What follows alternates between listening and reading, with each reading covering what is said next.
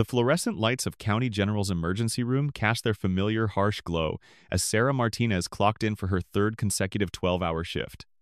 The digital time clock's red numbers glowed 6:47 a.m., and already the waiting room buzzed with the controlled chaos that had become the soundtrack of her life.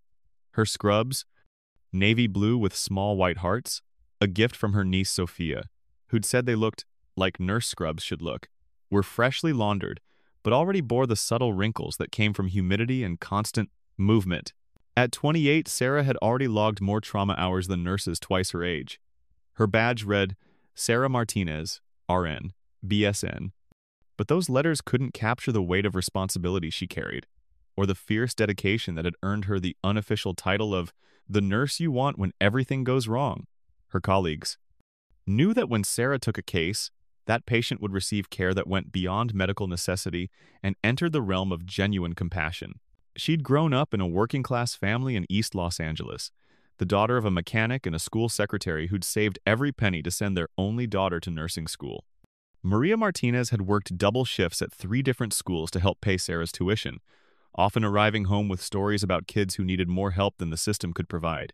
Mija, she'd tell Sarah over late dinners of rice and beans. There are people in this world who need someone to fight for them. Maybe you could be that someone.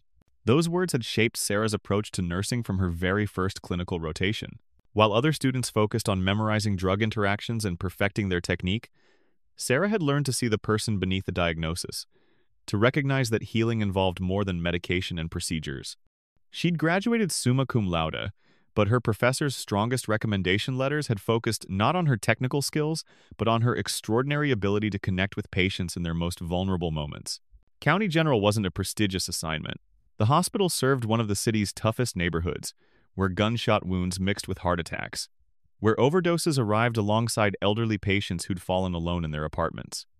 The work was hard, the hours brutal, and the pay barely enough to cover rent on a 1-bedroom apartment in a decent neighborhood. But Sarah had never considered working anywhere else. This was where she was needed most.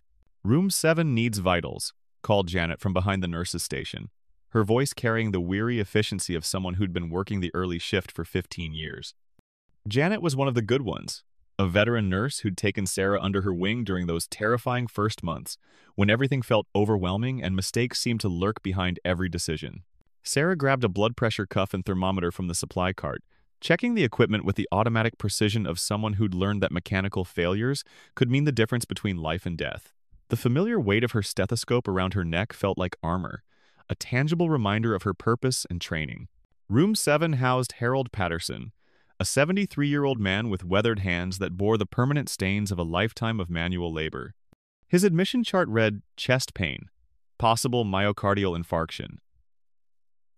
But Sarah could see something deeper in his roomy blue eyes, the particular terror that came with facing mortality alone, surrounded by strangers in a place that smelled of disinfectant and despair. "Good morning, Mr. Patterson," Sarah said gently, her voice carrying the warmth that had become her signature among the hospital staff. She'd learned early in her career that tone could be as healing as any medication, that the way you spoke to someone in crisis could determine whether they found hope or surrendered to fear. "I'm Sarah, and I'm going to take care of you today." The old man's eyes focused on her face with the grateful attention of someone who'd been treated more like a case number than a human being since his arrival. She saw his shoulders relax slightly, the rigid tension that spoke of hours spent trying to appear strong when he felt anything but. "Thank you, dear," he said, his voice carrying the faint accent of someone who'd grown up in the rural South. "I'm sorry to be such trouble. I know you folks are busy." "You're not trouble at all, Mr. Patterson," Sarah replied, pulling the blood pressure cuff from its case and wrapping it around his thin arm with practiced gentleness. "That's what we're here for. Besides, taking care of people isn't trouble, it's a privilege." As she inflated the cuff and listened for the telltale sounds that would reveal the state of his cardiovascular system, Mr. Patterson began to speak in the halting way of someone who'd been alone too long with his thoughts. His wife, Dorothy, had passed 3 years ago after 47 years of marriage.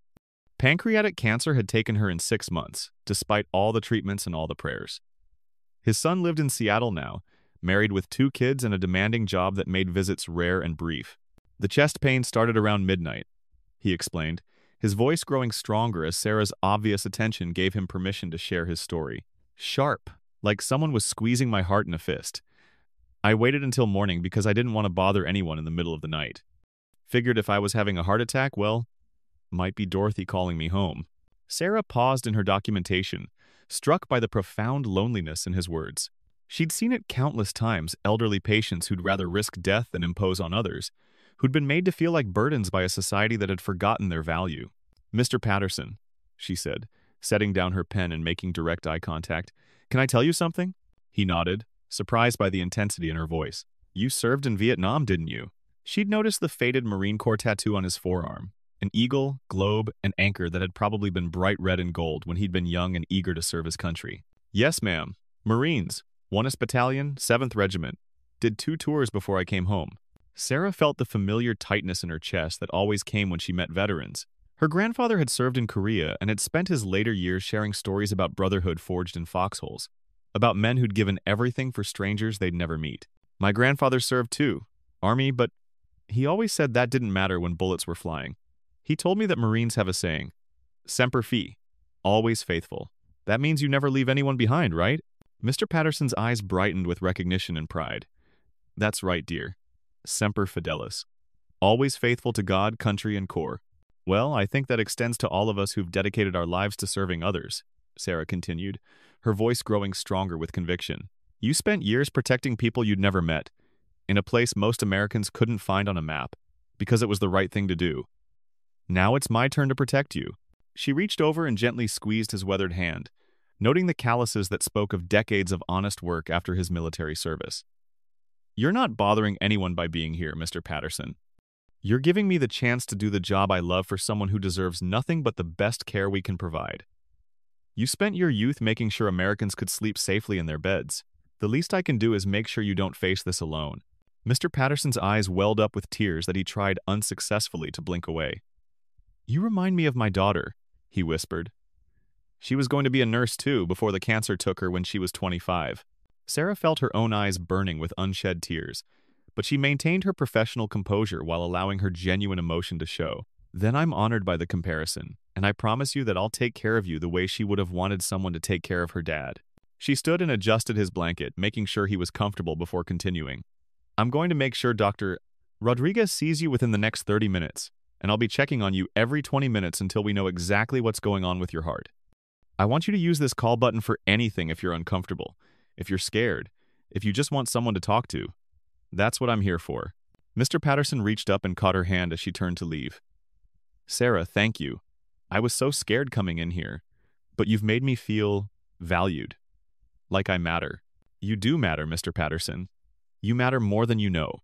As she left room 7, Sarah caught a glimpse of her reflection in the hallway mirror.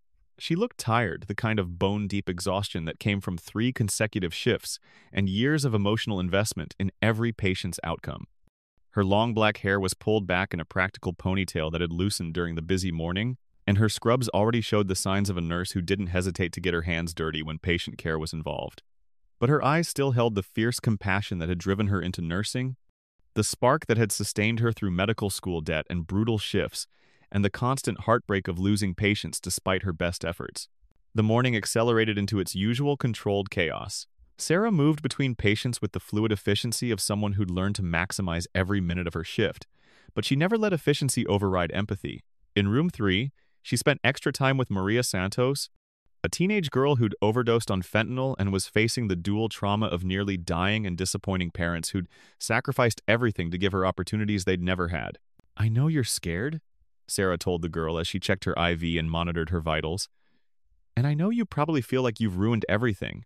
But you're alive, Maria. That means you get another chance to write your story." She'd seen the girl's parents in the waiting room, a father still in his construction clothes despite being called away from work, a mother whose eyes showed the particular anguish of someone watching their child suffer from addiction. Sarah had spent 20 minutes with them, explaining the treatment process and connecting them with resources for families affected by substance abuse. In room 11, she advocated fiercely for Roberto Hernandez, a construction worker who'd fallen from scaffolding and was being undertreated for pain because of unspoken assumptions about drug-seeking behavior among uninsured Latino patients. Sarah had seen the x-rays of his fractured ribs and the barely concealed agony in his eyes as he tried to appear stoic for his worried wife. "Dr. Patel," she'd called the attending physician aside, "Mr. Hernandez needs stronger pain management. His wife says he hasn't slept in 36 hours because of the pain, and his vital signs are showing stress responses consistent with severe discomfort. The protocol calls for, Dr. Patel had begun. The protocol calls for adequate pain management based on patient presentation and medical evidence. Sarah interrupted firmly but respectfully. This man has documentation of his injury, no history of substance abuse, and clear clinical indicators of severe pain. He deserves the same treatment we'd give anyone else with his injuries. Dr. Patel had agreed to increase the medication, and Sarah had watched Roberto's face transform as the pain finally became manageable. His wife had squeezed Sarah's hand and whispered, "Gracias," with tears in her eyes, and Sarah had felt the familiar warmth of knowing she'd fought for someone who couldn't fight for themselves. By noon, the emergency room was packed beyond its stated capacity. The waiting room overflowed with people holding bloody towels to various wounds, parents clutching feverish children, elderly patients slumped in wheelchairs they'd borrowed from friends because they couldn't afford ambulance transport. The triage nurses worked frantically to sort the critical from the merely urgent, but the system was breaking down under the sheer volume of human need. Sarah was just finishing with Mrs. Chen, an elderly woman who'd been waiting 4 hours for treatment of what turned out to be a severe urinary tract infection that had progressed to sepsis, when she heard the distinctive wail of ambulance sirens approaching the hospital. The sound was different from the usual emergency calls, more urgent, more desperate, carrying the weight of a life hanging in the balance. "Incoming trauma!" shouted Tommy Reeves, one of the paramedics who'd been bringing patients to County General for over a decade. "ETA 2 minutes! Adult male, multiple gunshot wounds, blood pressure dropping fast." Sarah felt her stomach tighten with the familiar pre-trauma tension. She'd handled hundreds of gunshot victims, but each one still carried the weight of someone's son or father or husband fighting for their life. She quickly finished with Mrs. Chen, ensuring the antibiotic drip was properly set up, and moved toward Trauma Bay 1 to prepare for whatever was coming through those doors. The automatic doors burst open with a pneumatic whoosh, and the paramedics rushed in, pushing a gurney that carried what looked like a broken doll rather than a living person. The patient was a young man, probably in his mid-20s, wearing torn and bloodied military fatigues that had once been desert camouflage but were now stained dark red. His face was ghost pale beneath the blood that covered his chest and abdomen, and Sarah could see the distinctive outline of military dog tags beneath his torn shirt. 26-year-old male, Staff Sergeant Marcus Williams, multiple gunshot wounds to the abdomen and chest, Tommy shouted as they transferred the patient to the trauma bed. 3 entry wounds, possible internal bleeding, lost consciousness twice in transport, blood pressure dropping fast, started at 90/60, now down to 80/50. Sarah moved immediately to her position, her training taking over as she began cutting away the soldier's clothing to expose his wounds. What she saw made her breath catch in her throat. 3 bullet holes, 2 in his abdomen and 1 that had grazed his chest, missing his heart by what couldn't have been more than an inch. The bleeding was severe but controlled. The paramedics had done excellent work in the field. But what struck her most profoundly was the patient himself. Even unconscious and fighting for his life, Staff Sergeant Marcus Williams carried himself with an unmistakable dignity. His face was young, he couldn't be more than a year or 2 younger than Sarah herself, but marked by the kind of quiet strength that spoke of someone who'd faced danger and responsibility beyond his years.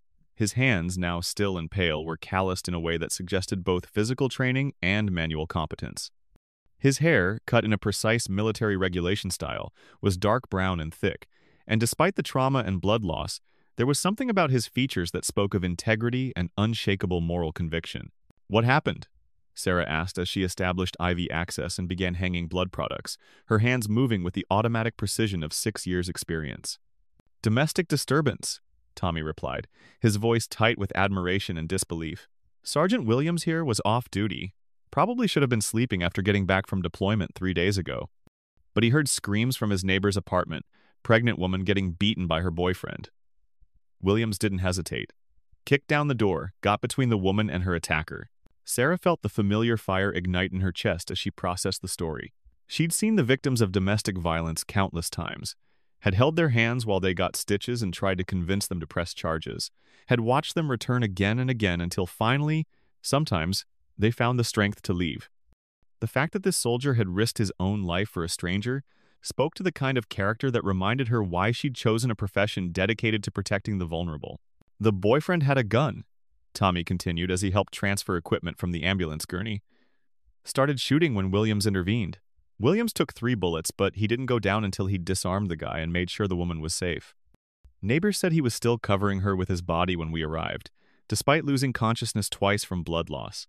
Dr. Elizabeth Chen, the trauma surgeon on duty, had arrived and immediately took command of the resuscitation effort. Dr. Chen was a woman Sarah deeply respected, a brilliant surgeon who'd trained at Johns Hopkins and could have worked anywhere in the country, but who'd chosen County General because she believed that excellent medical care shouldn't be limited to those who could afford private hospitals. "Sarah, I need you primary on this one," Dr. Chen ordered, her hands already working to assess the extent of Williams's injuries. "Get me 6 units of O-negative, complete trauma labs, including coag studies, and call the OR. We're going to need surgical intervention within the hour. This boy's got significant internal bleeding." Sarah moved with practiced precision, but found herself studying Marcus Williams's face as she worked. Even unconscious, there was something noble about him.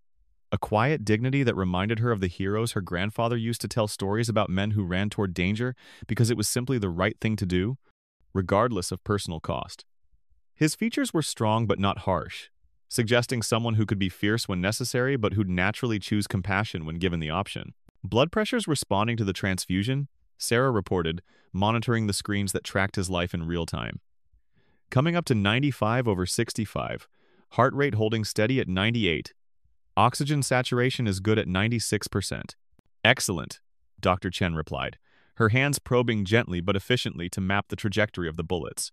"Sarah, his condition is stabilizing, but he's going to need extensive surgery and careful post-op monitoring. Something tells me this soldier's going to need all the advocacy we can provide."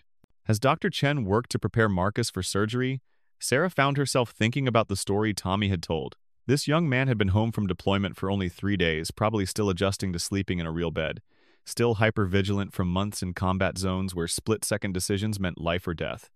Most people would have called the police and waited for help to arrive. Marcus Williams had put himself between a pregnant woman and a violent criminal without a moment's hesitation. "Sarah," Dr. Chen called, "I need you to stay with Williams through surgery and recovery. His injuries are complex, and he's going to need consistent monitoring for the next 12 to 18 hours. Sarah nodded, feeling honored to be chosen for such responsibility. Dr. Chen didn't make requests like that lightly. It meant she trusted Sarah's clinical judgment and knew that Marcus would receive the kind of vigilant care that could mean the difference between full recovery and permanent disability. The surgery lasted 4 hours. Sarah spent that time coordinating with the OR team, updating Marcus's emergency contact information, and researching his military record to better understand the man whose life hung in the balance. What she found only deepened her respect for him. Staff Sergeant Marcus Williams, age 26, had enlisted straight out of high school in small-town Nebraska. He'd volunteered for Special Forces training and had served with distinction in 3 combat deployments.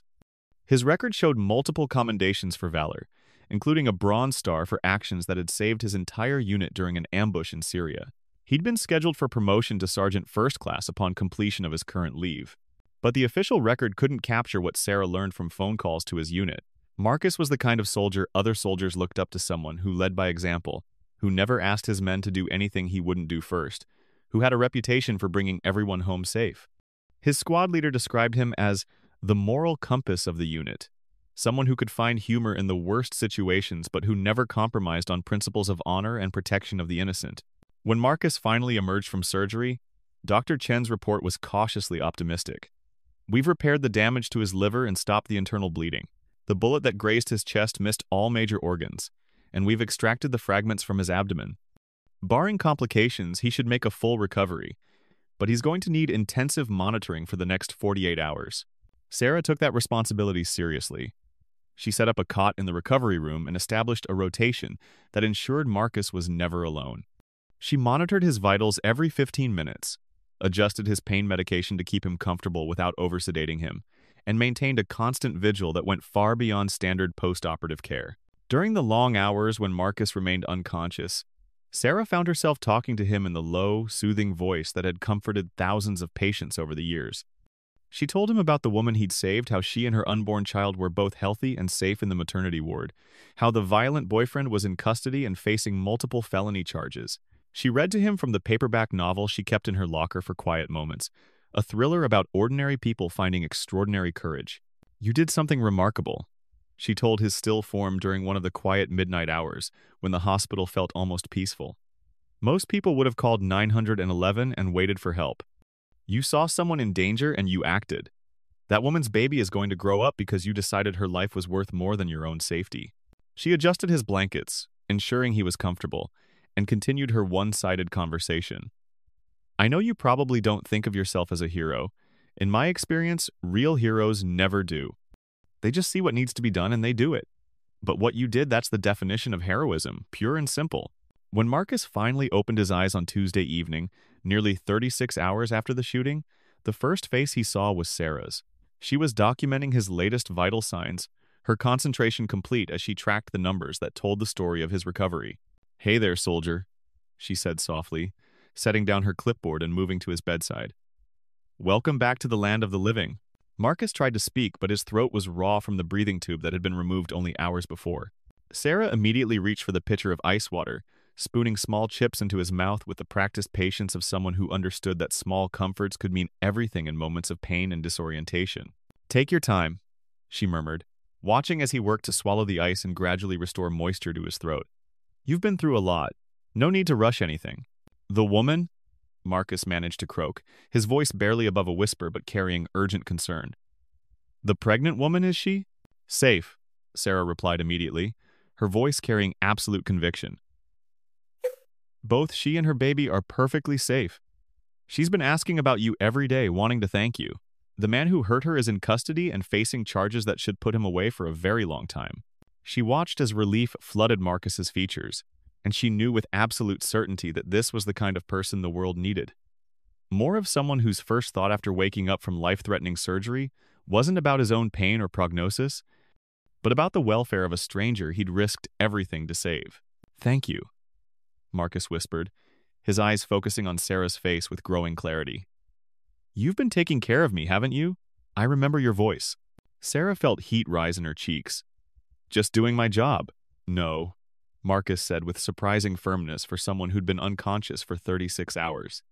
"I've been in enough military hospitals to know the difference between standard care and someone going above and beyond. What you've been doing, that's not protocol. That's compassion." Over the next 3 days, as Marcus's condition improved and he began the slow process of recovery, Sarah found herself spending more time in his room than standard patient care required. There was something about him that drew her, not romantic attraction, exactly, but a recognition of shared values, a sense that they were kindred spirits who'd both chosen to dedicate their lives to protecting others. Marcus told her about his childhood in Nebraska, about a father who'd taught him that strength was meaningless unless used in service of something larger than yourself.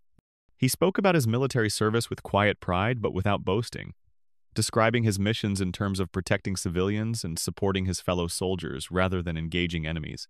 He had a way of deflecting praise for his own actions while expressing genuine admiration for others who served: medics, who'd risked their lives to reach wounded soldiers, interpreters who'd endangered their families to help American forces, civilians who'd provided aid despite threats from insurgents. "The thing people don't understand about special forces," he explained during one of their conversations, "is that the real job isn't about being tough or scary. It's about being smart enough and skilled enough to protect people who can't protect themselves. Sometimes that means fighting, but more often it means building schools, training local security forces, providing medical care to remote villages."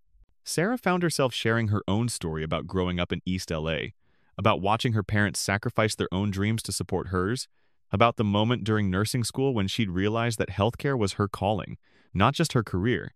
She told him about Mr. Patterson and Maria Santos and Roberto Hernandez, about the privilege of being trusted with people's most vulnerable moments.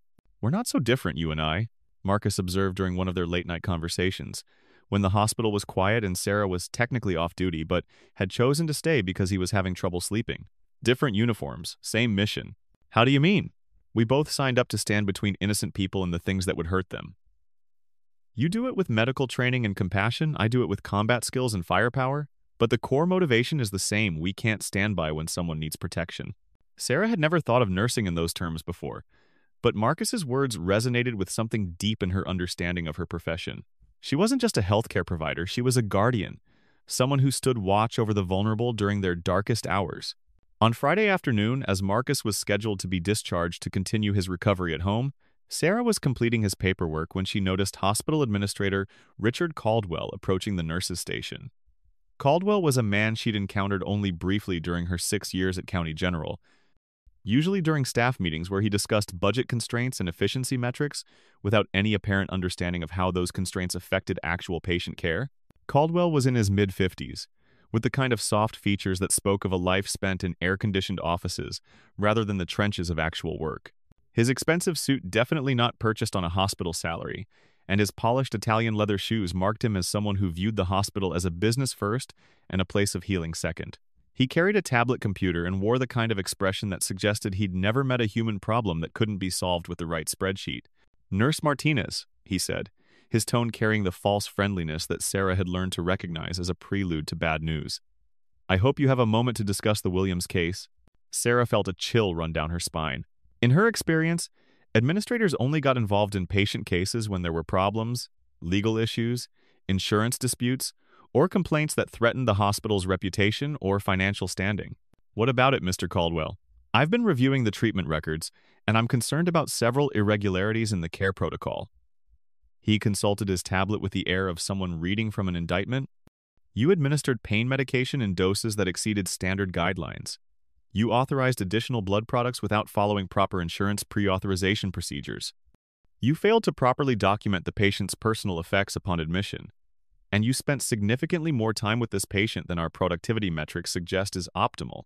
Sarah stared at him, her mind struggling to process what she was hearing. Every action he'd mentioned had been taken to save Marcus's life or ensure his comfort during recovery. The idea that those actions could be characterized as irregularities felt like being accused of a crime for stopping someone from drowning. "Mr. Caldwell," she said carefully, trying to keep her voice level. "Staff Sergeant Williams was bleeding to death when he arrived. Those irregularities you're describing saved his life. The pain medication was within acceptable parameters for a trauma patient of his size and condition. Dr. Chen authorized the blood products verbally during a life-threatening emergency. The documentation of personal effects was delayed because I was focused on preventing him from dying on the table." Caldwell's expression remained unchanged, as if she'd recited a weather report instead of describing a desperate fight to save a human life. His detachment was clinical in the worst possible way, the kind of cold calculation that reduced bleeding, suffering people to columns of numbers and liability assessments. "I understand your perspective, Nurse Martinez," he said in the tone of someone humoring a child's unreasonable demands. "But we have established protocols for a reason. The hospital's legal team has conducted a thorough review of this case, and they're very concerned about potential liability issues." "Liability issues?" Sarah felt her voice rising despite her efforts to maintain professional composure. "We're talking about a decorated soldier who took 3 bullets saving a pregnant woman from a violent criminal. What possible liability could there be in providing him with excellent medical care?" "The liability of deviating from established cost containment protocols," Caldwell replied with the kind of bureaucratic precision that turned human suffering into business metrics. "The extra blood products alone cost the hospital nearly $800 above the standard allotment for this type of trauma. The extended nursing hours represent additional labor costs that weren't pre-approved. And the failure to follow proper documentation procedures creates legal vulnerabilities that our insurance carrier has specifically warned us about." Sarah felt as if she'd been slapped. Cost containment? Legal vulnerabilities? "Mr. Caldwell, we're talking about saving someone's life. We're talking about fiscal responsibility and risk management," Caldwell corrected, his tone suggesting that these concepts should be as important to her as they apparently were to him. "County General operates on razor-thin margins, Nurse Martinez. Every dollar we spend beyond established protocols is a dollar that could be used to serve other patients or improve hospital infrastructure." The moral bankruptcy of his argument hit Sarah like a physical blow. This man was suggesting that saving Marcus Williams's life was somehow a disservice to other patients, that her advocacy for excellent care was actually a betrayal of her professional responsibilities. "The board of directors has instructed me to conduct a comprehensive review of this case," Caldwell continued, consulting his tablet as if reading from a script. "Given the severity of the protocol violations and the potential financial and legal implications, I'm suspending you from duty pending the completion of that investigation." The words seemed to echo in Sarah's mind, taking on a dreamlike unreality. Suspended. For saving a hero's life. For providing the kind of care that every patient deserved, but that the hospital's bean counters apparently considered financially irresponsible. "Suspended?" she managed to whisper. "For providing excellent patient care? For violating established hospital policies," Caldwell corrected with the kind of bureaucratic precision that could transform life-saving medical care into administrative malfeasance. Policies that exist to protect both the hospital and our patients from the legal and financial consequences of unauthorized treatment decisions. Sarah looked around the emergency room where she'd spent the last 6 years of her life. This place had been more than a workplace. It had been a calling, a sacred trust, a place where she'd learned that her capacity for compassion could literally save lives. She'd held dying patients' hands during their last moments, had celebrated miraculous recoveries with families who thought all hope was lost, had worked through holidays and missed family gatherings because she understood that healing was a privilege that came with profound responsibilities. The thought of being forced away from this place, from these patients who needed advocates like her, felt like having her heart torn from her chest and fed through a paper shredder. "This is insane," she said, her voice barely audible. "I've given everything to this place. Everything I have, everything I am." "I'm sure you have," Caldwell replied with the kind of practiced sympathy that managed to sound both condescending and dismissive. "But institutional policies exist for important reasons, Nurse Martinez. Individual heroics, while personally admirable, cannot supersede our responsibility to maintain fiscal discipline and legal compliance." He pulled a sealed envelope from his jacket pocket and placed it on the nurse's station counter. "You'll receive a formal letter detailing the specific infractions within 48 hours. Please clear out your locker and surrender your badge, access cards, and any hospital property. Security will escort you from the building." Sarah stared at the envelope as if it were a poisonous snake. Inside that paper was the end of everything she'd worked for, everything she'd dreamed of becoming. 6 years of exemplary service, countless lives touched and improved, a reputation built on integrity and competence, all reduced to a personnel action that would follow her for the rest of her career. "Can I at least say goodbye to my patients?" she asked, thinking of Mr. Patterson, who'd been asking about her every day, and of Marcus, who was scheduled for discharge but might still need advocacy during his recovery. "I'm afraid that would be inappropriate given the circumstances," Caldwell replied. "Protocol requires immediate removal from patient care responsibilities when an investigation involves potential misconduct." Misconduct. The word hit Sarah like a physical blow. Everything she'd done had been motivated by a desire to provide the best possible care to a patient who'd risked his life for others. Now that dedication was being characterized as misconduct, as if compassion and advocacy were character flaws rather than the highest virtues of nursing. As Sarah walked to her locker for the last time, escorted by a security guard who'd known her for years and looked profoundly uncomfortable with his assignment, her mind reeled with the injustice of it all.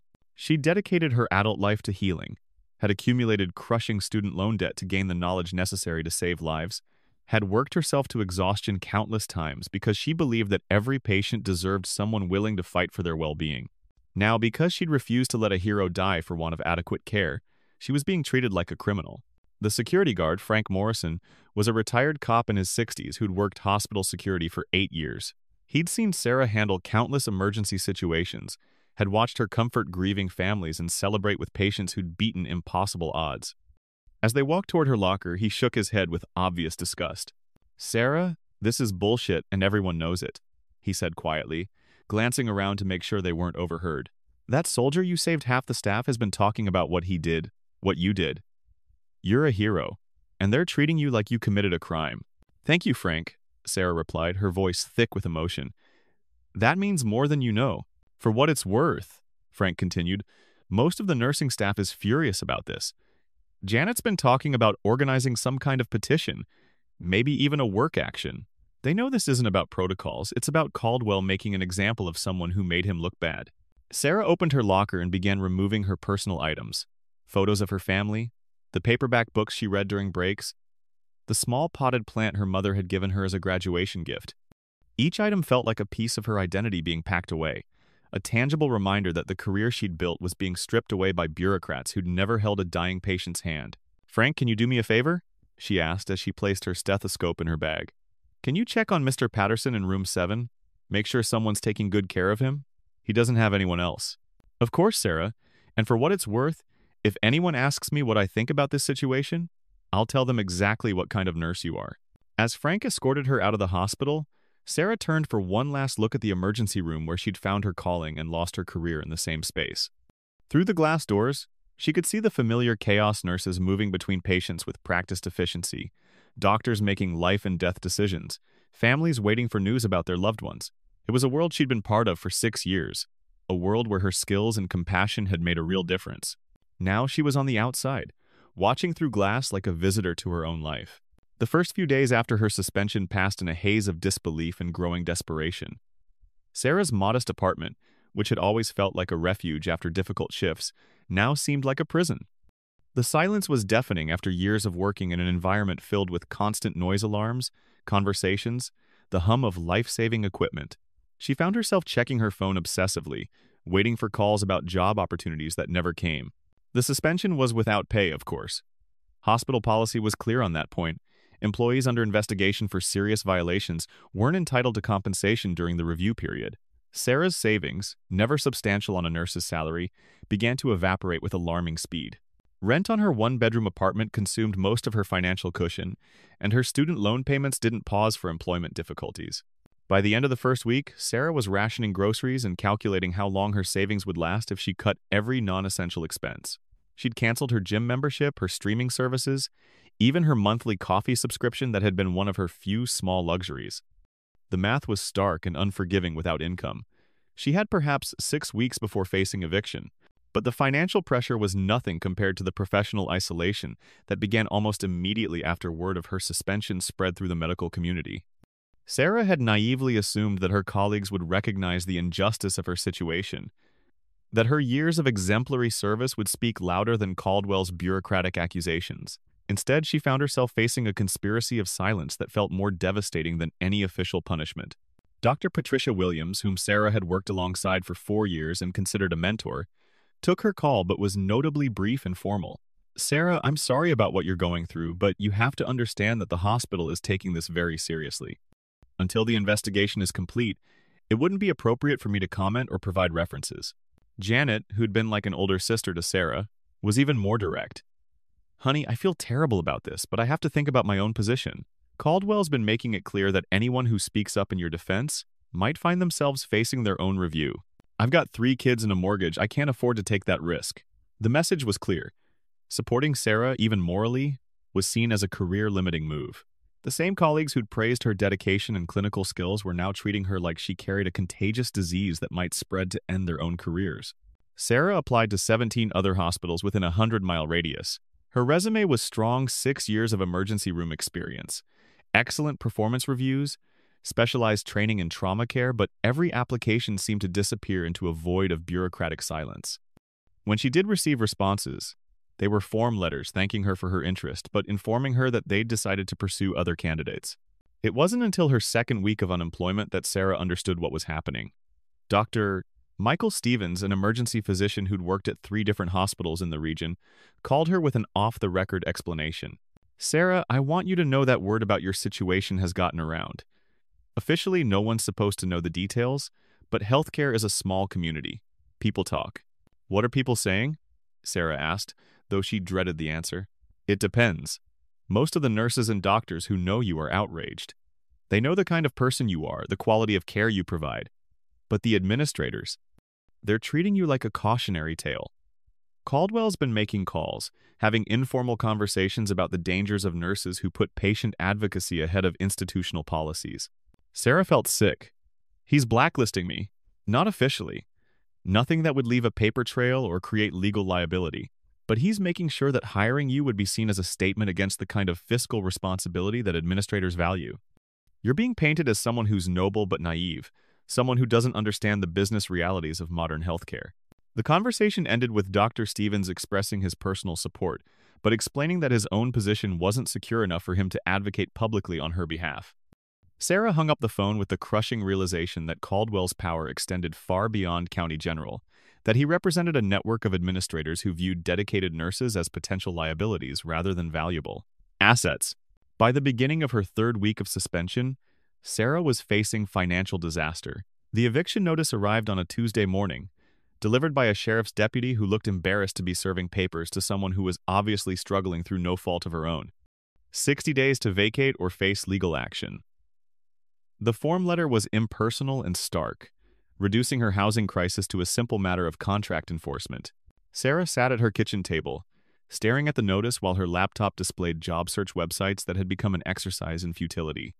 Every nursing position seemed to require references from recent supervisors, background checks that would reveal her suspension, or connections within the medical community that she was rapidly losing access to. Her phone buzzed with a text from her mother in Phoenix. "Mija, your father and I have been talking. We know you're going through a difficult time. If you need to come home for a while, your room is still here. We love you and we're proud of you no matter what." Sarah stared at the message, tears blurring her vision as she contemplated the full scope of her defeat. Going home meant admitting failure, meant giving up on the career she'd fought so hard to build, meant accepting that bureaucratic corruption could triumph over dedication and competence. But what choice did she have? Her savings were nearly gone, her professional reputation was in ruins, and every day of unemployment made her less employable. She was composing a response to her mother when her phone rang. The caller ID showed a number she didn't recognize, probably another debt collector or perhaps someone calling about the apartment she'd have to give up. Sarah almost didn't answer, but something made her pick up on the fourth ring. "Hello? Is this Sarah Martinez?" The voice was male, young, with a slight southern accent that carried undertones of authority and discipline.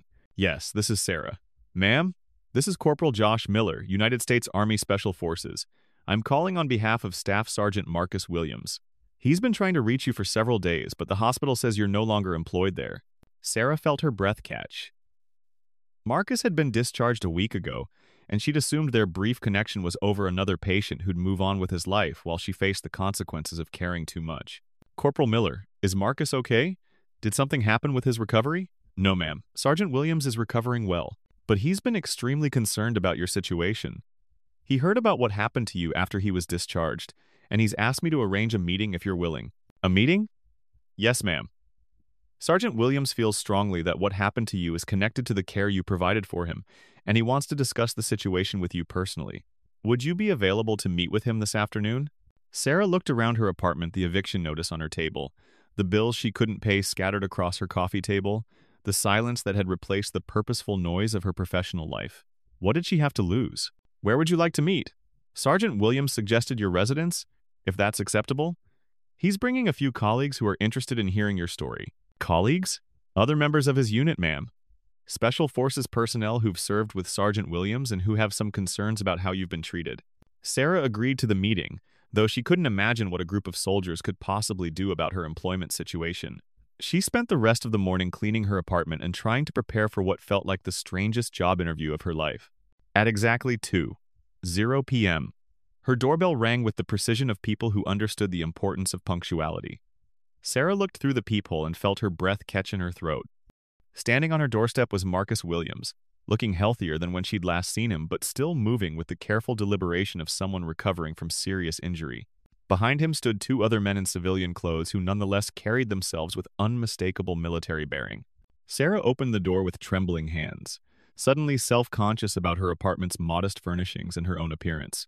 She dressed carefully in slacks and a blouse, but felt underdressed compared to the three men who radiated an aura of competence and purpose. "Sarah," Marcus said, and the way he spoke her name carried more warmth and respect than she'd heard from anyone in weeks. "Thank you for agreeing to see us." "Of course," Sarah replied, stepping back to allow them entry. "Please, come in." Marcus introduced his companions with the formal precision of military protocol. "This is Master Sergeant James Rodriguez, my team leader, and Captain Michael Anderson, our unit commander. They wanted to meet the nurse who saved my life." Master Sergeant Rodriguez was a man in his mid-30s who looked like he'd been carved from granite. His handshake was firm but respectful, and his eyes held the kind of intensity that suggested he'd seen combat and emerged stronger for it. Captain Anderson appeared slightly older, with the bearing of someone accustomed to command responsibility but without any trace of arrogance.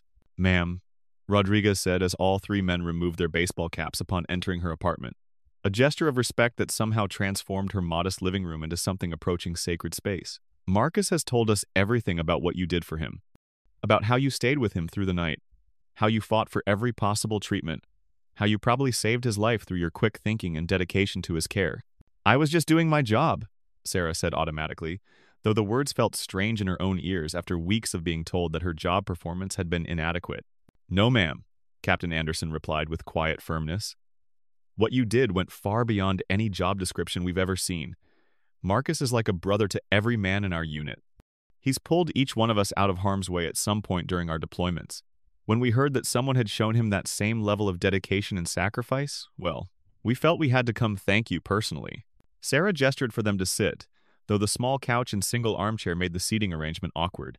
Marcus chose the armchair, while Rodriguez and Anderson took opposite ends of the couch, their posture remaining formally erect despite the casual setting. "We also heard about what happened afterward," Rodriguez continued, his voice carrying a note of steel that hadn't been there during the introductions. "About how the hospital administration responded to your efforts." Sarah felt heat rise in her cheeks. "How did you find out about that?" "Marcus spent the last week trying to reach you," Anderson explained. "When he couldn't get through to you at the hospital, he started making calls. Eventually, he found out you'd been suspended. When he learned the reason for that suspension..." The captain paused, exchanging a look with Rodriguez that seemed to communicate volumes about their reaction to the news.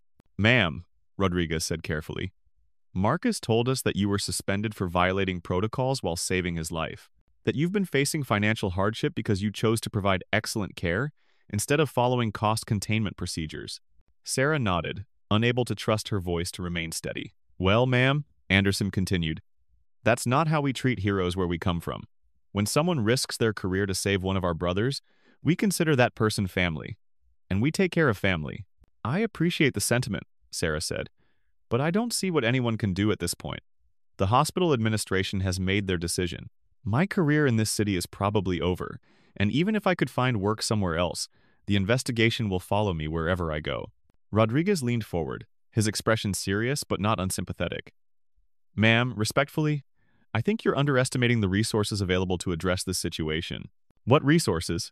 "The resources of the United States Special Operations Community," Anderson replied. "Ma'am, Marcus Williams isn't just some random soldier. He's a decorated Special Forces operator with 3 combat deployments and a reputation for excellence that extends throughout the entire Special Operations Network." Marcus spoke for the first time since the introductions. "Sarah, do you understand what Special Forces actually does?" "You fight terrorists?" Sarah replied uncertainly. "Sometimes. But our primary mission is building relationships with local populations, with allied forces, with anyone who shares our commitment to protecting innocent people. We're trained to identify threats, analyze power structures, and develop strategies to neutralize opposition through superior intelligence and overwhelming force application." Rodriguez smiled grimly. "Turns out those skills transfer pretty well to civilian problems, especially when those problems involve injustice being perpetrated against someone who's demonstrated courage under fire." "I don't understand what you're saying." Anderson pulled out a smartphone and scrolled through what appeared to be a long list of contacts. "Ma'am, in the past week, we've been in communication with special operations personnel from 17 different bases across the United States. Rangers, Green Berets, SEALs, Delta Force, Air Force Special Tactics men who've served with Marcus or who've heard his story and understand what your care meant to his recovery. These aren't just soldiers," Rodriguez added. "These are men who've spent years in the most dangerous places on Earth, who faced down terrorist cells and enemy armies.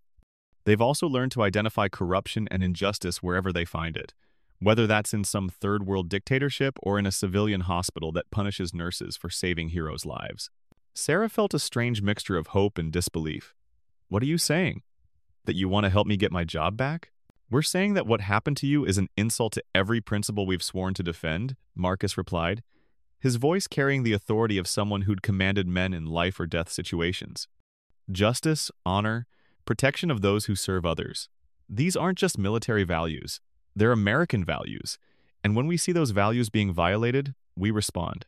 Anderson stood and moved to the window, looking out at the street with the careful observation of someone trained to assess tactical situations. "Ma'am, would you mind if we showed you something?" Sarah followed him to the window, and what she saw there made her legs weak and her heart race with disbelief. Lined up along both sides of her residential street, standing in perfect military formation despite being in civilian clothes, were dozens of men whose bearing and posture screamed military training. They stood at parade rest in the afternoon sunlight, creating 2 parallel lines that stretched from her apartment building to the intersection 3 blocks away. Some wore Veterans Organization t-shirts, others were in simple jeans and button-down shirts, but all carried themselves with the unmistakable discipline of professional soldiers. "Those are Marcus's brothers," Rodriguez said softly from beside her. "Special Operations Forces from Fort Bragg, Fort Campbell, MacDill Air Force Base, and 6 other installations. Some are active duty who took leave to be here. Others are veterans who drove through the night from as far away as Colorado and Texas." Sarah pressed her hand to the glass, unable to process the magnitude of what she was seeing. "Why? Why would they do this?"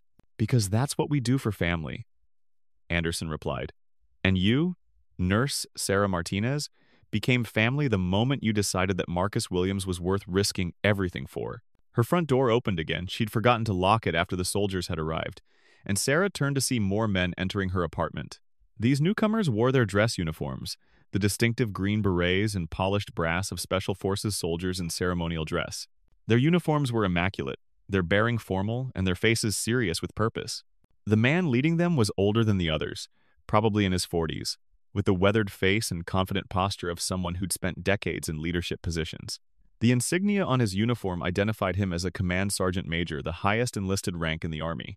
"Ma'am," he said, his voice carrying the authority of someone accustomed to briefing generals and making decisions that affected hundreds of lives. "I'm Command Sergeant Major Thomas Blake, United States Army Special Operations Command. I believe you saved the life of one of our finest soldiers."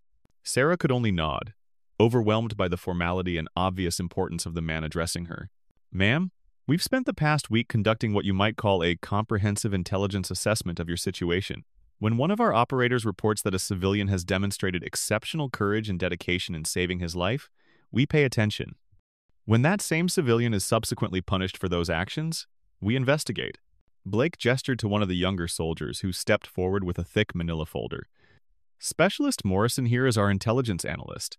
He spent the past week researching the personnel decisions at County General Hospital, particularly those involving Administrator Richard Caldwell." Specialist Morrison opened the folder and began laying out documents on Sarah's coffee table with the systematic precision of someone assembling evidence for a briefing.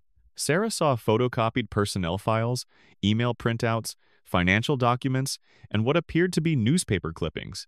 "Ma'am," Morrison explained, "we've documented a pattern of administrative decisions that suggest Mr. Caldwell's concerns about protocol violations are selective." He pulled out a series of personnel files, each marked with sticky notes and highlighting. "In the past 3 years, County General has forced out 8 nurses for what were characterized as protocol violations. 7 of those 8 were women. All 7 were known for advocating for patient care over cost considerations. All 7 were replaced by newer nurses who were paid significantly less, and who had no track record of challenging administrative decisions." Sarah stared at the files, recognizing names of colleagues whose sudden departures had never been fully explained. Patricia Reyes, who'd been fired after insisting on additional pain medication for a patient with sickle cell disease. Maria Gonzalez, whose termination had followed her advocacy for a homeless man who'd needed expensive diagnostic tests. Jennifer Walsh, who'd been let go after questioning the early discharge of a patient with complications. "This is," Sarah began, but found herself unable to finish the sentence. "This is systematic elimination of nursing staff who prioritize patient care over profit margins," Blake said bluntly. "Mr. Caldwell has been conducting what amounts to a purge of advocates within the nursing staff, using protocol violations as cover for financial decision-making." Anderson pulled out another set of documents. "We've also documented 14 instances where Caldwell overruled medical staff recommendations to discharge patients early, saving the hospital money but resulting in readmissions that could have been prevented with appropriate care. 2 cases where he denied equipment purchases that physicians had requested for patient safety reasons," Rodriguez added. 6 instances where he instructed nursing supervisors to consider budget implications before authorizing treatments that weren't covered by standard insurance approvals." Sarah felt a mixture of vindication and rage building in her chest. For weeks, she'd been questioning herself, wondering if she'd somehow made terrible mistakes in Marcus's care, if her dedication to patient advocacy had been misguided or unprofessional. The evidence spread across her coffee table proved that her suspension had nothing to do with medical protocols and everything to do with an administrator who viewed compassionate nurses as obstacles to profitable hospital operation. "How did you get all this information?" she asked. Blake smiled grimly. "Ma'am, when Special Operations Forces decide to investigate something, we tend to be very thorough. We have access to public records, freedom of information requests, and a network of contacts throughout government and civilian institutions. More importantly, we have experience in identifying and documenting corruption, whether it's in foreign governments or civilian bureaucracies. Your friend Marcus here," Rodriguez added, "spent 4 years in military intelligence before transferring to Special Forces. He knows how to trace financial decisions, identify patterns of behavior, and build cases that would hold up in any court of law." Marcus leaned forward, his face serious but his eyes bright with purpose. "Sarah, what they did to you isn't just wrong, it's illegal. Caldwell has been using his position to systematically remove nurses who threaten his ability to maximize hospital profits. He's violated employment law, medical ethics guidelines, and probably several federal regulations governing public hospitals. Even if that's true, Sarah said, her voice reflecting weeks of accumulated despair, what can anyone do about it? He has all the power. I'm just one nurse who made the mistake of caring too much. Just one nurse? Blake stood up, his presence suddenly filling the small room with command authority. Ma'am, do you have any idea who you're dealing with here? Do you understand what the men outside represent? He moved to the window and gestured toward the soldiers, still maintaining formation in the street. Sarah could see that more had arrived since she'd last looked. The lines now stretched for several blocks, and she estimated there were easily over 100 men standing in the afternoon sun. That's Staff Sergeant Torres, who single-handedly held a position against 50 insurgents so his team could evacuate wounded civilians in Afghanistan. Master Sergeant Johnson, who walked into an active minefield to carry out a wounded Marine under enemy fire. Captain Mitchell, who pulled 7 children out of a burning building in Syria while under sniper attack. Blake turned back to Sarah, his voice carrying the absolute conviction of someone stating fundamental truths. These men have faced down terrorist cells, drug cartels, and enemy armies in the worst hellholes on Earth. You think they're going to be intimidated by some hospital administrator with a business degree and a god complex? As if summoned by his words, Sarah's phone began to ring. The caller ID displayed a number that made her stomach clench with dread. County General Hospital's main administrative line. That's probably Caldwell, Marcus said. Answer it. Put it on speaker. Let's hear what he has to say when he knows we're listening. With hands that trembled slightly, Sarah answered the call. Hello? Miss Martinez? The voice was Richard Caldwell's, but it carried a note of nervous energy that Sarah had never heard before. I hope I'm not calling at an inconvenient time. The false concern in his voice made Sarah's skin crawl, but she kept her response neutral and professional. What can I do for you, Mr. Caldwell? Well, I'm calling with some rather extraordinary news. It seems your case has attracted some outside attention over the past few days. I've received calls this morning from several very interested parties. Sarah looked at the soldiers in her living room, all of whom were listening with the focused attention of people trained to gather intelligence. What kind of interested parties? She asked. Well, first there was Congressman Williams from Nebraska. Apparently he's some relation to the patient you treated. He was very interested in learning about the circumstances of your suspension and the hospital's personnel policies in general. Sarah saw Marcus nod with satisfaction. She'd forgotten that his last name was Williams. Apparently the congressman was a relative who'd been contacted about the situation. Then I received a call from the Veterans Affairs Office, Caldwell continued, his voice becoming more strained with each revelation. They're conducting some kind of review of healthcare services provided to military personnel at civilian institutions. Apparently, your case has become part of that review. Anderson mouthed VA investigation to Blake, who nodded with approval. Most unusually, Caldwell went on, I received a call from someone at the Pentagon, a Colonel Harrison from Special Operations Command, asking about our policies regarding medical personnel who provide care to active duty soldiers. Blake stepped closer to the phone, his expression showing professional satisfaction with the pressure campaign that had clearly been coordinated without Sarah's knowledge. Mr. Caldwell, Sarah said, finding strength in the presence of the men who'd clearly been working behind the scenes on her behalf. What exactly are you calling to tell me? Well, after reviewing your case more thoroughly and given the interest it has generated, the board of directors has decided that perhaps there were mitigating circumstances in your situation that weren't fully considered during the initial investigation. The careful phrasing and obvious discomfort in Caldwell's voice made it clear that this reversal had nothing to do with justice and everything to do with pressure from sources he couldn't ignore or intimidate.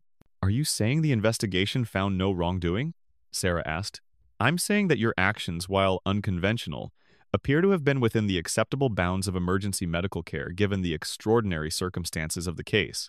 Rodriguez was shaking his head and making slashing motions across his throat, clearly indicating that Sarah shouldn't accept whatever face-saving offer Caldwell was about to make. Mr. Caldwell? Sarah said, her voice growing stronger as she drew confidence from the support surrounding her. Let me make sure I understand. Last week, you told me that I'd violated multiple protocols and created serious liability issues for the hospital. Today, those same actions are within acceptable bounds? The silence on the other end stretched for nearly 10 seconds.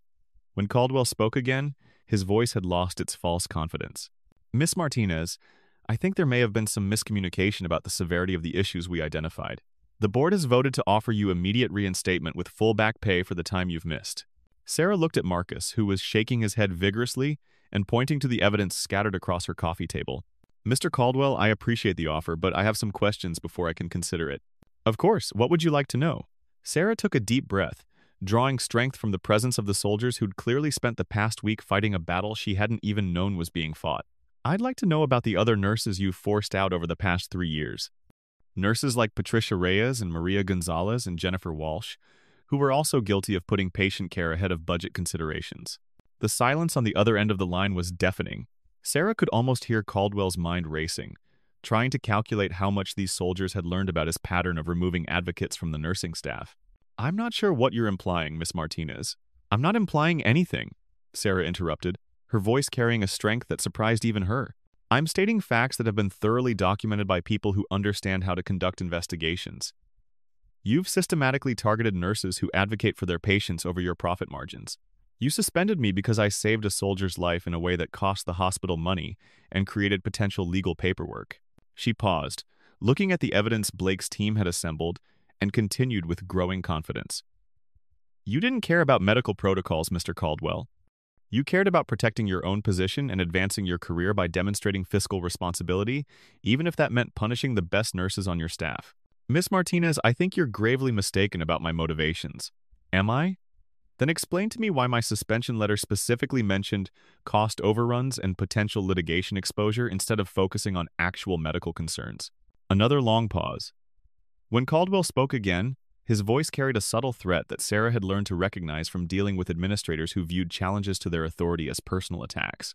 Miss Martinez, I'm offering you a very generous resolution to this matter. Full reinstatement, expunged record, immediate return to duty. I'd hate to see you make a decision that would complicate your future career prospects unnecessarily. Rodriguez stepped forward and spoke directly into the phone, his voice carrying the kind of quiet authority that had commanded respect in war zones around the world. Mr. Caldwell, this is Master Sergeant Rodriguez, United States Special Forces. I don't believe we've been properly introduced, but I think it's time we had a conversation about your treatment of Nurse Martinez. The silence on the other end was so complete that Sarah wondered if the call had been disconnected. Sir, Rodriguez continued, his tone remaining respectful but carrying unmistakable steel. The woman you're speaking to saved the life of one of America's finest soldiers, a decorated Special Forces operator who risked his own life to protect a pregnant woman from a violent criminal. Your response was to punish her for providing excellent medical care. I don't understand who this is or why military personnel would be involved in an internal hospital personnel matter, Caldwell stammered. We're involved because Staff Sergeant Williams is our responsibility, Blake interjected, identifying himself with his full rank and position. And anyone who risks their career to save one of our people becomes our responsibility too. Now, we've spent the past week conducting a comprehensive review of County General's personnel decisions, particularly those involving nursing staff who advocate for patient care. Anderson stepped forward with another folder.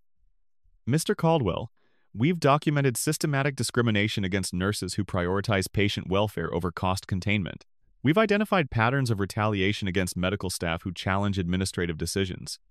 We've found email communications where you've explicitly instructed supervisors to consider budget implications before authorizing necessary medical treatments. That information is privileged and confidential, Caldwell protested, his voice rising with obvious panic.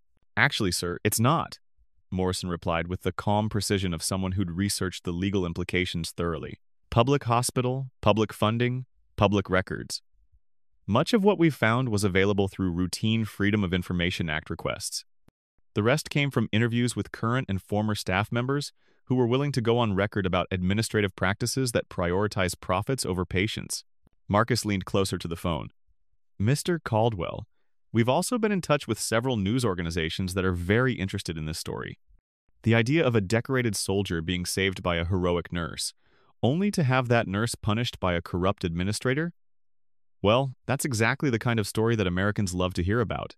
We've scheduled interviews with 60 Minutes, CNN, and Fox News, Rodriguez added. We've got documentary evidence of systematic corruption, testimony from multiple witnesses, and a compelling narrative about the difference between people who serve others and people who exploit those who serve. Blake's voice carried the finality of someone delivering an ultimatum. Mr. Caldwell, you have until 5:00 p.m. today to resolve this situation appropriately. That means full reinstatement for Nurse Martinez with back pay and a formal apology. It means reinstatement for every nurse who's been forced out for similar reasons, with compensation for their lost wages. It means your resignation, effective immediately. And it means implementation of new policies protecting medical staff who advocate for patient care. That's impossible, Caldwell protested. I can't just... Actually, you can, Anderson interrupted. Because if you don't, this story goes public in a very big way. And not just locally. We're talking about national media coverage of how America treats the people who save our soldiers' lives. Rodriguez's voice carried a note of personal conviction that made his words even more powerful. Mr. Caldwell, we've got over 200 special operations personnel who are personally invested in how this situation gets resolved. These are men who've spent their lives protecting American values like justice, honor, and taking care of those who take care of others. They take a very dim view of people who pervert those values for personal gain. Plus, Marcus added, his voice carrying quiet authority, we've been in contact with veterans organizations across the country. The VFW, American Legion, Iraq and Afghanistan, Veterans of America, they're all following this story.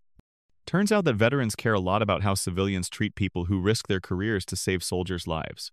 Sarah listened to this exchange with growing amazement and a dawning sense of vindication that felt almost too good to be true. These men soldiers she'd never met before this week had spent their own time and leveraged their own relationships to gather evidence of Caldwell's corruption. They'd built a case that went far beyond her individual situation, exposing a pattern of systematic abuse that had affected numerous colleagues over several years. I'll need to speak with the board of directors, Caldwell finally said, his voice barely above a whisper. You have until 5:00 p.m., Blake replied with the inflexibility of someone issuing combat orders. After that, we start making calls to our friends in the media. And Mr. Caldwell? Many of those friends are veterans who work at major news networks. Men and women who understand the importance of honoring those who serve others. The line went dead with an abrupt click that seemed to echo in the sudden silence of Sarah's apartment. Why? Sarah asked, looking around at the faces of men who'd clearly spent enormous time and effort on behalf of someone they barely knew. Why would you do all this for me? Marcus stood up carefully, his movement still showing the effects of his injuries, but his posture straightening with obvious purpose. Sarah, do you remember what you told Mr. Patterson? About how Marines look after each other no matter what, and how that extends to everyone who serves others. She nodded. Well, that principle doesn't stop at the military. It extends to everyone who's dedicated their life to protecting people who can't protect themselves. You're a warrior, same as us. You just fight in a different uniform, with different weapons. Blake stepped forward, his expression serious but warm. Ma'am, Marcus spent the past week telling everyone who'd listen about what you did for him. Not just the medical care, though that was exceptional. He told us how you stayed with him through the night when other nursing staff were overwhelmed with their own patients. How you advocated for his pain management and recovery needs. How you treated him not like a case number or a problem to be solved, but like a human being whose life had value. When word got out about how you were being treated in return, Rodriguez continued, it didn't take long for the entire special operations community to mobilize. We've spent our careers fighting for principles like justice and honor and protection of those who serve. When we see those principles being violated, especially when the victim is someone who exemplified those same principles in caring for one of our own, we respond. Anderson pulled out his phone and showed Sarah a text message thread that included dozens of participants. This is just one of the communication channels we've been using to coordinate our response. Special operations personnel from across the country have been sharing your story, documenting Caldwell's corruption, and planning what you might call a comprehensive justice operation. Sarah scrolled through the messages, seeing expressions of outrage, offers of support, and detailed plans for media engagement and political pressure. The thread included active duty soldiers, veterans, military spouses, and civilian supporters who understood the principle at stake. One message from a Navy SEAL named Rodriguez read, "This nurse risked her career to save our brother. Anyone who punishes someone for that kind of courage is an enemy of everything we stand for." Another from an Army Ranger named Davis said, "I've got contacts at 3 major networks. They're all interested in this story. Americans need to know the difference between people who serve and people who exploit those who serve." A message from someone identified as Colonel Rhett Williams stated, "I've reached out to my contacts in Congress. Several members are very interested in examining federal funding for hospitals that retaliate against medical staff for providing excellent care to military personnel." Sarah realized she was crying, but these weren't tears of despair or frustration. For the first time in weeks, she felt hope not just for her own situation, but for the validation that she'd been right all along, that her dedication to patient care hadn't been misguided idealism, but the highest expression of nursing's moral imperative. "I can't believe you did all this," she whispered. "We're just getting started," Blake replied with a grim smile. "Ma'am, you're about to learn what it means to have the entire United States Special Operations community watching your back." At exactly 4:47 p.m., Sarah's phone rang again. This time, the caller ID showed County General's main number. But the voice on the other end wasn't Caldwell's, it was Dr. Patricia Morrison, the hospital's chief of staff and a woman Sarah had always respected for her clinical excellence and unwavering ethical standards. "Sarah?" Dr. Morrison's voice carried obvious emotion. "This is Dr. Morrison. I owe you an enormous apology, and I owe the patients of this hospital an even bigger one. Dr. Morrison, please, let me finish. I've just come from an emergency board meeting where we reviewed your case in excruciating detail. We've also reviewed the broader pattern of personnel decisions that led to your suspension, and what we found is frankly appalling." Sarah could hear papers rustling in the background, along with voices that suggested Dr. Morrison wasn't alone. "Richard Caldwell has been relieved of his position, effective immediately. The board has voted unanimously not only to reinstate you with full pay for the time you've missed, but to offer you a promotion to Assistant Director of Emergency Nursing. We're also implementing immediate policy changes to ensure that patient advocacy is protected and rewarded, not punished." Sarah sank into her chair, overwhelmed by the sudden reversal of everything that had seemed hopeless just hours before. "Dr. Morrison, I don't know what to say." Say you'll come back," Dr. Morrison replied, her voice carrying genuine warmth and respect. "County General needs nurses like you, needs people who understand that our mission is healing, not profit maximization. What you did for Staff Sergeant Williams, that's the kind of care every patient deserves, and it's the standard we should all aspire to provide." "What about the investigation? The protocol violations?" "There were no protocol violations," Dr. Morrison said firmly. "Your actions have been reviewed by our Chief of Emergency Medicine, our Head of Trauma Surgery, and an independent panel of nursing experts. Every decision you made was not only medically appropriate but exemplary. You provided exactly the kind of care that saved Staff Sergeant Williams' life and ensured his optimal recovery." Sarah looked at Marcus, who was beaming with satisfaction and pride. "The board has also voted to reinstate every nurse who was forced out under similar circumstances," Dr. Morrison continued. "Patricia Reyes, Maria Gonzalez, Jennifer Walsh, they're all being offered their positions back with full compensation for lost wages. We're implementing new oversight procedures to ensure that administrative decisions about patient care are made by medical professionals, not business managers." "Dr. Morrison," Sarah said, her voice growing stronger with each word, "I'd like to accept that position. When would you like me to start? How about Monday morning? That'll give you the weekend to rest and recover from this ordeal. Your first task will be working with me to implement the new patient advocacy protocols we're developing." After hanging up, Sarah turned to the men who had transformed her life in the span of a single afternoon. Blake was already on his phone, apparently communicating with the soldiers outside, while Anderson and Rodriguez were organizing the documents they'd used to build their case against Caldwell. "I don't know how to thank you," Sarah said, her voice thick with emotion. "You already did," Marcus replied. "You gave me my life back when you fought for me in that trauma bay. Everything else is just us returning the favor. But more than that," Blake added, closing his phone and turning to face her. "You reminded us of something important. You showed us that there are still civilians who understand the values we fight for, people who are willing to sacrifice their own interests to protect others. That's becoming rarer in America, and when we find it, we protect it." Rodriguez moved toward the door. "Ma'am, there's one more thing. The men outside, they've been standing out there for 4 hours in the sun because they wanted to meet you personally. If that's okay with you."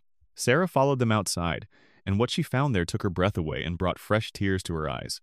The soldiers had not only multiplied but had organized into a formal ceremony that transformed her quiet residential street into something resembling a military parade ground.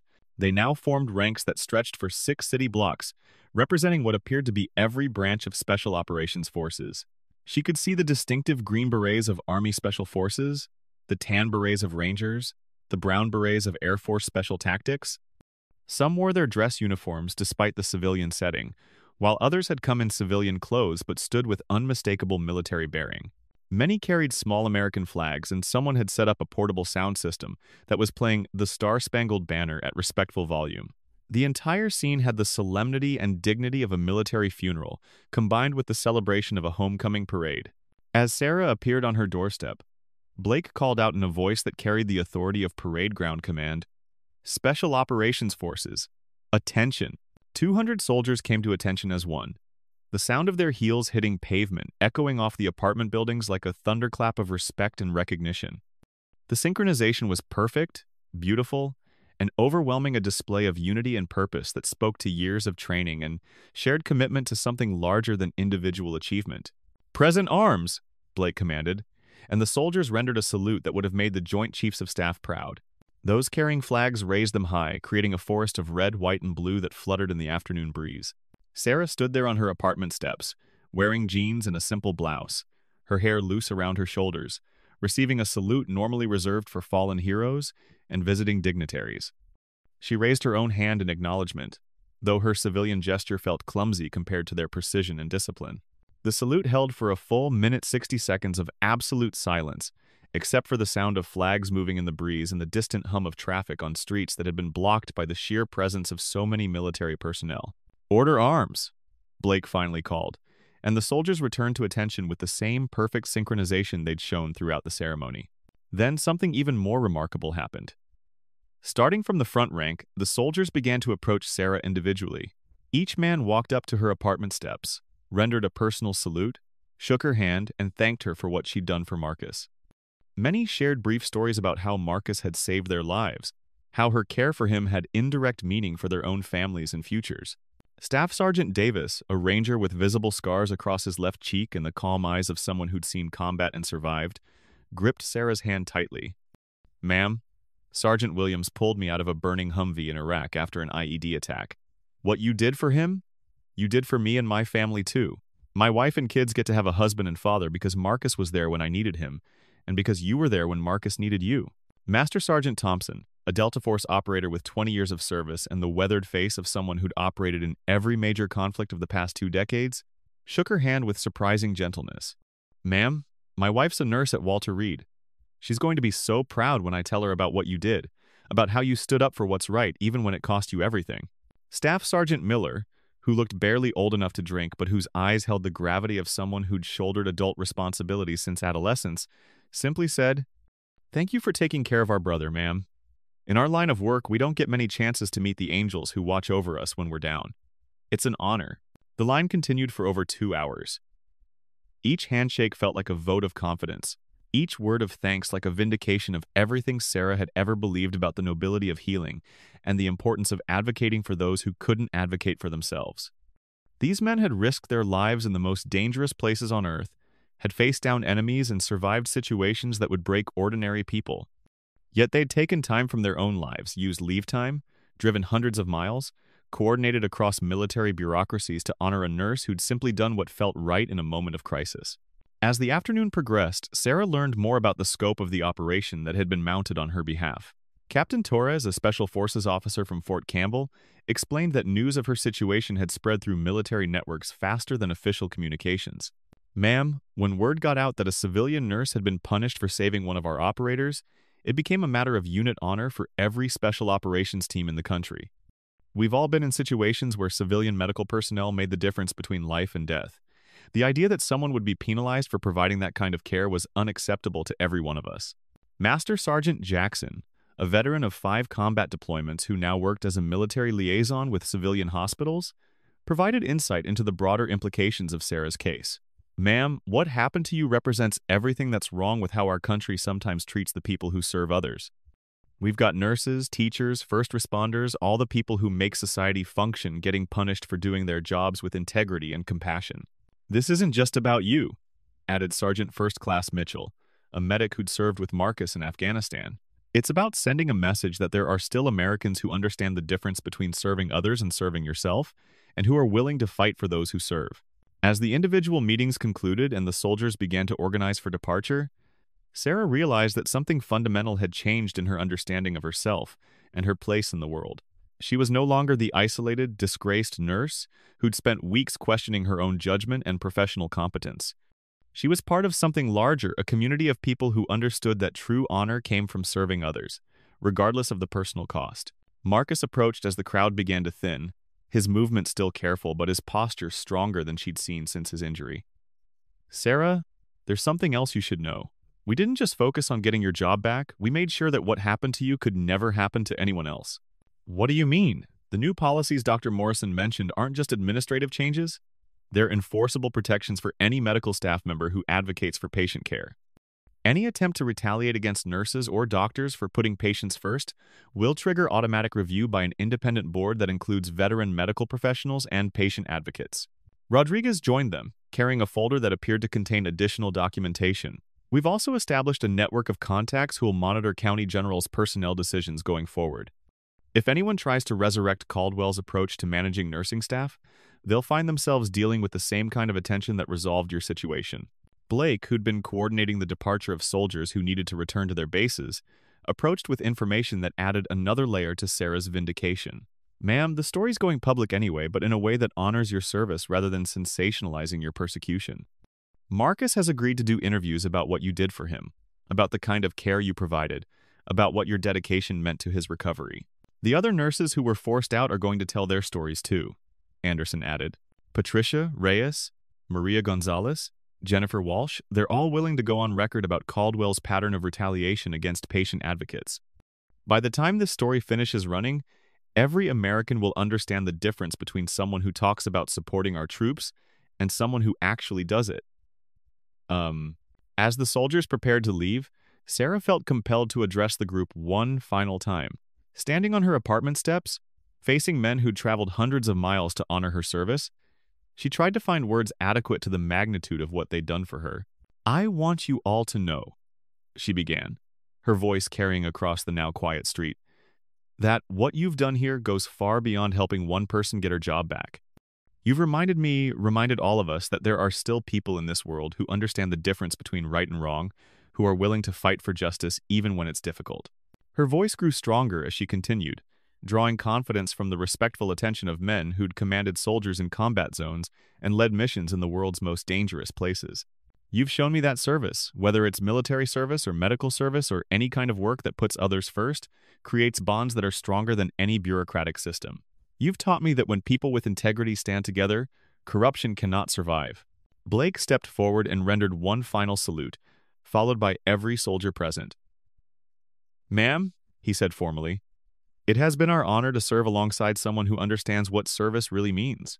As the soldiers departed and Sarah's street returned to its normal quiet, she remained on her steps for a long time, processing the extraordinary day that had transformed her life. Her phone was buzzing with messages from Dr. Morrison confirming details about her return to work, from colleagues who'd finally felt safe enough to express their support, from news organizations wanting to interview her about her experience. But the message that meant the most came from Marcus. "You'll never be alone in a fight for what's right. You've got an army watching your back now." The weekend passed in a blur of media interviews and phone calls from supporters across the country. The story of the nurse who'd been punished for saving a soldier's life resonated with Americans who were hungry for examples of integrity triumphing over institutional corruption. Sarah found herself becoming a symbol of something larger, the importance of protecting those who dedicate their lives to protecting others. CBS Evening News ran a 6-minute segment that included interviews with Marcus, Sarah, and 3 of the nurses who'd been forced out by Caldwell's policies. The piece contrasted Sarah's compassionate patient care with Caldwell's profit-driven administrative decisions, creating a powerful narrative about the soul of American healthcare. CNN featured the story during prime time, with a panel discussion that included veterans advocates, nursing professionals, and healthcare policy experts. The consensus was clear. Sarah's case represented broader problems with how America treats its most essential workers, and her vindication offered hope that dedication and integrity could still triumph over bureaucratic corruption. Fox News ran the story as an example of American values in action, focusing on the military community's response to injustice and the importance of supporting those who serve others. The coverage included interviews with several of the soldiers who'd organized the support campaign, allowing them to explain why protecting people like Sarah was integral to protecting American principles. The response was overwhelming. Letters poured in from across the country from military families, from healthcare workers who'd faced similar retaliation, from ordinary Americans who'd been inspired by the story of someone who'd stood up for what was right despite the cost. County General received donations totaling over 800, specifically designated for nursing staff support and patient care improvements. Richard Caldwell became a cautionary tale whose name became synonymous with the kind of bureaucratic callousness that Americans despised. Within days of his forced resignation, his attempts to find similar positions at other hospitals were blocked by administrators who didn't want to be associated with someone who'd become the face of healthcare corruption. His MBA from Wharton and his corporate credentials became meaningless in the face of his public disgrace and the documented evidence of his systematic abuse of nursing staff. On Monday morning, Sarah's first day back at work in her new role as Assistant Director of Emergency Nursing, she arrived to find the hospital transformed.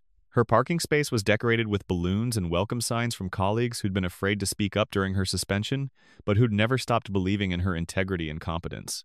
The nursing staff had organized a welcome-back celebration that filled the break room with flowers, cards, and expressions of support that had been suppressed during the weeks of her exile. Janet, her mentor and friend, greeted her with tears in her eyes and a fierce hug that spoke of shared battles and mutual respect. "Welcome home, Sarah," she said. "We missed you so much. The place wasn't the same without you." Dr. Chen appeared with a folder full of policy proposals that had been developed during Sarah's absence. "Sarah, we've been working on new protocols that will protect any nurse who advocates for patient care. No one will ever go through what you experienced for doing the right thing." But the most meaningful moment came when Sarah made her first rounds in her new supervisory role. Room 7 held a new patient, a young woman named Lisa Rodriguez, who'd been in a car accident and was facing surgery for internal injuries. She was alone and scared, with no family immediately available and no understanding of what the next few hours would bring. Sarah pulled up the plastic visitor's chair, the same chair she'd used with Mr. Patterson, the same approach she'd taken with thousands of patients over the years, and sat beside Lisa's bed. "Hi, Lisa. I'm Sarah Martinez, and I'm the Assistant Director of Emergency Nursing. But more importantly, I'm someone who's going to make sure you get the best possible care and that you don't face this alone." She reached over and gently squeezed Lisa's hand, noting the trembling that spoke of fear and uncertainty. "Let me tell you something I've learned during my years here. Healing isn't just about medicine and procedures, it's about making sure no one faces their darkest moments without support. You're not just a patient to us. You're someone's daughter, someone who matters, someone who deserves to be treated with dignity and compassion." Lisa's tears of fear began to transform into tears of relief, and Sarah felt the familiar warmth that came from using her skills and her heart to make someone's worst day a little bit better. "I'm going to be checking on you every hour until you're ready to go home," Sarah continued. "I'm going to make sure your pain is managed appropriately, that you understand every step of your treatment, and that you have someone to talk to whenever you need it. That's not just my job, it's my privilege." Later that evening, as Sarah completed her first day in her new role and prepared to hand off to the night shift supervisor, she received a text from Marcus that made her smile. Saw the news coverage. "You looked like the hero you've always been. Thank you for showing the world what courage looks like in scrubs." She replied, "Thank you for showing me what it means to have an army at your back when you're fighting for what's right." Standing in the emergency room where her career had nearly ended and had ultimately been transformed, surrounded by colleagues who respected her leadership and patients who needed her advocacy, Sarah understood that she'd learned something invaluable from her 3 weeks of exile and vindication. She'd discovered that true strength wasn't about fighting alone against overwhelming odds. It was about being part of a community that refused to let injustice stand. The soldiers who'd stood in formation outside her apartment had given her more than her job back. They'd given her the knowledge that there were still people in the world who understood the difference between serving others and serving yourself, who were willing to act on that understanding even when action required sacrifice. As Sarah Martinez walked out of County General at the end of her first day as Assistant Director of Emergency Nursing, she carried herself differently than she had just a week before. She was no longer just a dedicated nurse trying to navigate a broken system while maintaining her integrity. She was a leader who'd been tested by fire and emerged stronger, a healer who'd learned that sometimes the best medicine was the knowledge that you weren't fighting alone, a woman who'd discovered that honor, once recognized and defended, created bonds stronger than any bureaucratic system could break. The emergency room's automatic doors closed behind her with their familiar pneumatic hiss, but instead of marking the end of another exhausting shift, the sound felt like a promise. Tomorrow, she'd be back, fighting for patients who needed advocates, implementing policies that protected those who served others, and carrying forward the lesson taught to her by a brotherhood of warriors. That when good people stand together for principles they believe in, no amount of institutional corruption can prevail against them. In her pocket, her phone buzzed with another text from Marcus. "The whole squad's having a barbecue this weekend to celebrate your vindication. You're family now, and family doesn't miss family gatherings. Hope you like your steaks rare and your stories true. Sarah smiled as she walked to her car, thinking about the strange and wonderful journey that had brought her to this moment. She'd started 3 weeks ago as an isolated nurse facing career destruction and financial ruin, questioning whether her dedication to patient care had been misguided idealism. She was ending this chapter as someone who'd learned that true heroism wasn't about the recognition you received, but about the community you found when you chose to do what was right, regardless of the cost. The parking lot was quiet except for her modest Honda Civic, but Sarah didn't feel alone. Somewhere across the country, 200 special operations personnel were going about their missions and their lives, secure in the knowledge that they'd stood up for someone who'd stood up for one of their own. Somewhere, Marcus Williams was continuing his recovery, carrying the knowledge that his sacrifice for a stranger had been matched and honored by a stranger's sacrifice for him. And somewhere, in hospitals and emergency rooms across America, nurses were caring for patients with renewed confidence that dedication and compassion would be protected rather than punished, perhaps inspired by a story that proved what every healthcare worker knew in their heart, that saving lives was worth any price you might have to pay, and that when you stood up for what was right, you might just find that the whole world stood up with you. 3 months later, Sarah received an invitation that brought everything full circle. Marcus was getting married to Rachel, the pregnant woman he'd saved, and he wanted Sarah to be at their wedding. The invitation was handwritten and included a note that made her cry happy tears. Sarah, Rachel, and I wouldn't be here without your courage and dedication. You didn't just save my life in that trauma bay, you saved our future together. We'd be honored to have you celebrate with us as we start the family that exists because 2 heroes, one in uniform, one in scrubs, refused to let evil win. The wedding was held at Fort Bragg, with an honor guard composed of Marcus's Special Forces brothers and a reception that felt like a reunion of everyone who'd been part of Sarah's vindication story.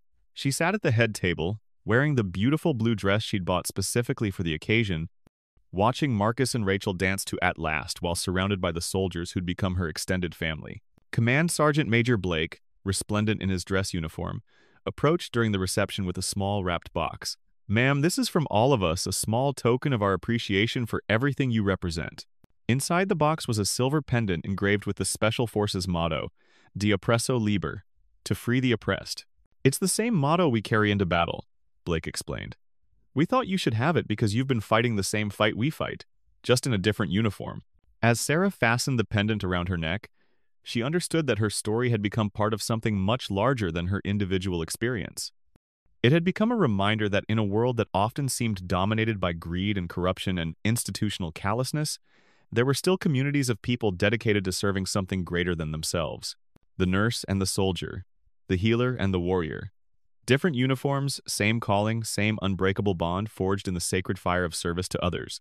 And in trauma bays and operating rooms and hospital corridors across America, that bond continued to grow stronger, one patient and one act of courage at a time.